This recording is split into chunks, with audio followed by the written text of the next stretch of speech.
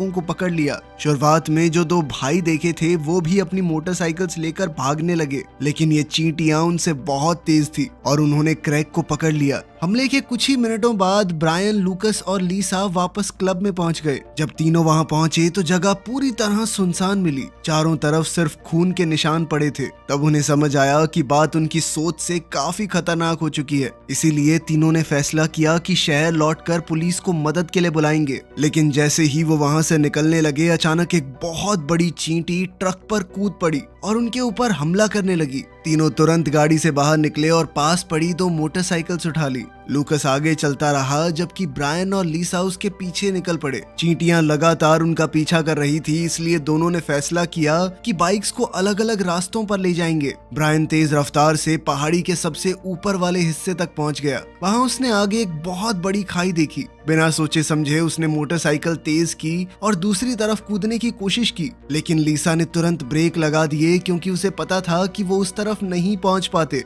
उसने गुस्से में पूछा कि इतना खतरनाक स्टंट करने की क्या जरूरत थी तुम्हें? ब्रायन ने जवाब दिया कि मैं लूकस की तरह बनने की कोशिश कर रहा था। वो हमेशा सोचता था कि लीसा लूकस को पसंद करती है। इस पर लीसा ने कहा कि तू पागल है क्या? भाई जैसा है वो मेरे। मैं हमेशा तुम्हें ही पसंद करती थी। वेट करती रहती हूँ कि कभी सामने से बोलोगे अपने मन की बात। तुम्हारे चक्कर में तो इस पार्टी में आई हूँ, वरना मुझे कोई शौक नहीं है इस सब का। ये सुनकर ब्रायन हैरान रह गया, लेकिन उसके कुछ बोलने से पहले ही एक बहुत बड़ी चींटी अचानक सामने आई और लीसा को पकड़कर रेगिस्तान की तरफ घसीट कर ले गई। ब्रायन उसे बचाने की कोशिश करता रहा, पर चींटी उसे लेकर गायब हो गई। ये देखकर ब्रायन बिल्कुल टूट गया। थोड़ी देर बाद लूकस वहां पहुंच गया। ब्रायन ने उसे सब कुछ बताया और लीसा को बचाने में मदद मांगी। दोनों तुरंत उस रास्ते पर चल पड़े जहां ब्रायन ने आखिरी बार चींटी को देखा था। थोड़ा आगे चलकर उन्हें गुफा मिली। गुफा के अंदर घुसते ही उन्होंने देखा कि ये जगह उस चिपचिपी हरी चीज से भरी पड़ी है और हर तरफ अंडे हरी रोशनी छोड़ रहे थे।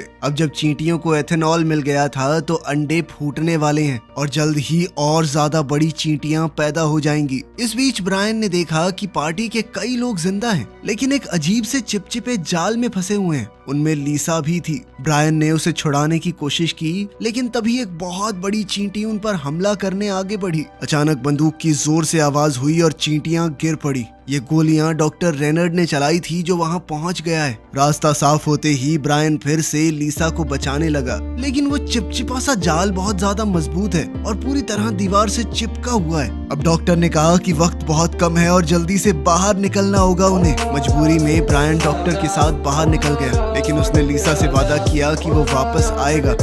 गुफा से बाहर आने के बाद डॉक्टर ने बताया कि हमें किसी भी हाल में ब्रैडली बेस तक पहुंचना होगा। वहां एक हथियार रखा है जो चींटियों के सख्त शरीर को छेद सकता है, लेकिन बेस के आसपास प्रोटेक्शन के लिए ऑटोमेटिक बंदूकें लगी हुई हैं जो किसी भी अजनबी पर गोली चला देती हैं। रास्ते में लूकस ने डॉक्टर से पूछा कि उन्होंने चींटियों पर ऐसे एक्सपेरिमेंट किए ही क्यों। डॉक्टर ने बताया कि जब आसमान से वो मीटियोराइट गिरा था तब हमें लगा कि चींटियों को हम लड़ाई के लिए इस्तेमाल कर सकते हैं। उन्हें पाल कर आर्मी के काम में लाया जा सकता है क्योंकि वो मजबूत और एकजुट रहती हैं। लूकस को ये बात बहुत गलत लगी। उसने डॉक्टर पर आरोप लगाया कि तुम्हारी वजह से आज ये डरावने हालात बने। तभी अचानक एक बहुत बड़ी चींटी ने डॉक्टर पर हमला कर दिया और उसे मार डाला। ये चींटियों की रानी ने किया था जो बहुत बड़ी और सबसे खतरनाक थी। ब्रायन और लूकस उसका सामना नहीं कर पाए और तुरंत ब्रैडली बेस की तरफ भागने लगे। कुछ देर बाद वो बेस तक पहुंच गए। जैसा कि डॉक्टर ने बताया था वहां पर ऑटोमेटिक गन्स लगी हुई थी, पर फिर भी दोनों किसी तरह छुपते छुपाते कोने से अंदर घुस गए। अंदर जाकर उन्होंने देखा कि जगह खाली है। वो हथियार ढूंढने लगे पर कमरे तो बिल्कुल खाली थे। लूकस को लगा कि यहाँ आना बेकार हो गया। तभी वापस जाने का रास्ता भी एक और चींटी ने रोक दिया। लूकस ने कहा कि अब तो हमें छुप के मदद का इंतजार करना चाहिए, लेकिन ब्रायन जानता था कि लीसा के पास समय बहुत कम है। उसने कहा कि उन्हें वापस गुफा जाना होगा और अंडों को डिस्ट्रॉय करना होगा, वरना दुनिया में कोई नहीं बच पाएगा। मिलिट्री भी क्या ही कर लेगी इतनी चींटियों का, बहुत जल्दी बढ़ती हैं ये सुनकर लूकस मान गया। जाने से पहले लूकस एक छोटे डब्बे से बियर लेने लगा। वापस आया तो ब्रायन वहाँ पर नहीं था। तभी एक छुपा हुआ कमरा खुल गया। अंदर ब्रायन को हथियार मिल गए थे। उन्हें वहाँ 2 बंदूकें और एक काटने वाला हथियार मिला जो उस चिपचिपी चीज को काट सकता था। साथ ही उन्हें बॉडी सूट्स भी मिल गए। अब दोनों पूरी तैयारी के साथ वापस लड़ने को तैयार हो गए। बेस के रास्ते में उन्हें एक चींटी मिली जो एक सिपाही के शरीर को खा रही थी। इस बार ब्रायन और लूकस ने मिलकर उसे गोलियां चलाकर गिरा दिया। अब दोनों तुरंत मोटरसाइकिल लेकर गुफा की तरफ निकल पड़े। गुफा में पहुंचकर ब्रायन ने देखा कि लीसा अभी जिंदा है। उसने उस काटने वाले टूल का इस्तेमाल करके उसे आजाद कर दिया। लीसा बहुत खुश हुई क्योंकि ब्रायन ने अपना वादा निभाया। लेकिन अभी काम खत्म नहीं हुआ था। अब उन तीनों को मिलकर अंडों को नष्ट करना होगा और रानी को भी तो मारना है। बिना रानी को मारे वो कभी भी चींटियों को खत्म नहीं कर पाएंगे। लीसा ने ब्रायन और लूकस को बताया कि रानी कहाँ पर छुपी है। ब्रायन ने अपनी बंदूक तैयार की और सीधा उस डरावनी रानी चींटी को लड़ाई के लिए ललकारा। गुफा के अंदर एक गहरे सुराख से रानी बाहर निकली और सीधा ब्रायन पर झपटी। ब्रायन ने तुरंत गोली चलाई। गोली लगी लेकिन रानी रुकी नहीं, उतनी ही तेज आगे बढ़ी और उसके साथ और चींटियां भी आ गई। सब कुछ बद से बदतर हो रहा था और ब्रायन की बंदूक भी अचानक से बंद हो गई। अब ब्रायन और लीसा के पास सिर्फ एक ही रास्ता बचा था, मोटरसाइकिल पर भागना और चींटियों को अपने पीछे लगाकर दूर ले जाना। उधर लूकस गुफा में छुपकर लोगों को आजाद करने लगा। ब्रायन और लीसा तेज रफ्तार से सड़क पर निकल पड़े। उनके पीछे दर्जनों गुस्से से भरी हुई चींटियां लगी हुई थी। इतनी खतरनाक सिचुएशन में ब्रायन के दिमाग में एक प्लान आया। उसने मोटरसाइकिल को सीधा ब्रैडली बेस की तरफ मोड़ दिया। रास्ता खतरनाक था, फिर भी दोनों हिम्मत करके आगे बढ़े और बिना उस ऑटोमेटिक गन की नजर में आए उस इलाके को पार कर गए। लेकिन चींटियां उनके मुकाबले बहुत बड़ी थी। उस ऑटोमेटिक सिक्योरिटी सिस्टम ने उन्हें आसानी से पहचान लिया और एक के बाद एक तेज गोलियों ने पूरे झुंड को ही खत्म कर दिया। लीसा ब्रायन की सोच से बहुत इंप्रेस हुई। दोनों को लगा कि अब तो खतरा खत्म हो गया, पर तभी पहाड़ की चोटी से रानी दोबारा सामने आई और उनके ऊपर झपट पड़ी। दोनों को दोबारा से रेगिस्तान में भागना पड़ा। उधर गुफा के अंदर लूकस ने सभी लोगों को आजाद कर दिया था। उसने अपने दोस्त से बियर स्प्रे करने वाला टूल लिया जिसमें अभी भी इतना एथेनॉल बचा था कि पूरी गुफा में आग लग सके। अंडे फूटने वाले थे, इसीलिए उन्हें जल्दी करना होगा। सबको आजाद करने के बाद लूकस ने पूरी गुफा में वो बियर छिड़क दी और अब वो आग लगाने के लिए जैसे ही तैयार हुआ, उसे किसी बच गए आदमी की आवाज सुनाई दी। उसने पास जाकर देखा तो पता चला कि टिम जिंदा है। लूकस ने तुरंत उसे बाहर निकालने में मदद की। इसी बीच ब्रायन और लीसा भागते भागते उसी बड़ी खाई के पास पहुंच गए जहां से वो पहले गिरने वाले थे।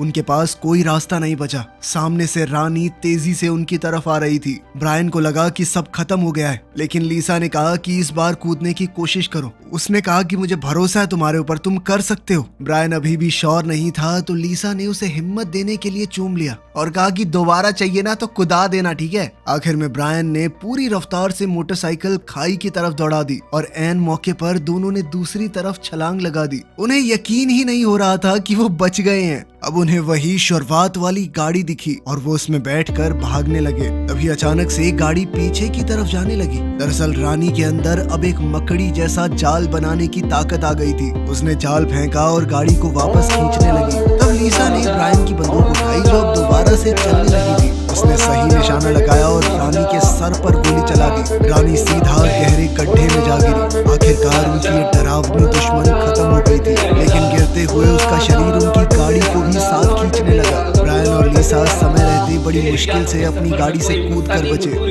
उधर गुफा में लूकस ने टिम को बाहर भेजा और आग लगाने लगा। तभी एक नई चींटी अंडे से निकली और उस पर हमला कर दिया। लूकस ने बड़ी मुश्किल से खुद को छुड़ाया और उसका सर पैर से कुचल दिया, लेकिन तब तक गुफा में आग फैल गई और लूकस अंदर ही फंस गया। कुछ देर बाद जब ब्रायन और लीसा वापस आए तो उन्हें टिम मिला। टिम ने उन्हें बताया कि लूकस ने सबको बचा लिया, लेकिन वो खुद आग लगाते वक्त अंदर फंस गया है। ब्रायन अपने दोस्त को अंदर मरने के लिए नहीं छोड़ने वाला था। उसने अंदर जाकर उसे बचाने का सोचा, लेकिन आग बहुत फैल चुकी थी। तभी क्रेग अपनी मोटरसाइकिल पर वहां पहुंच गया। अपने भाई को जिंदा देखकर वो बहुत खुश था। जब उसे पता चला कि लूकस ने टिम की जान बचाई है तो उसने उस एहसान का बदला चुकाने का फैसला किया और तुरंत मोटरसाइकिल लेकर गुफा के अंदर घुस गया। अंदर से जोरदार धमाकों की आवाज आ रही थी। ऐसा लगता था मानो सब कुछ खत्म हो गया, लेकिन आखिरी पल में क्रेग मोटरसाइकिल पर लूकस को बाहर निकाल लाया। दोनों सुरक्षित थे और सब लोग बहुत खुश हुए। इस खतरे से बचने के बाद सब लोग वापस क्लब में गए ताकि वहाँ का बचा हुआ काम संभाल सके।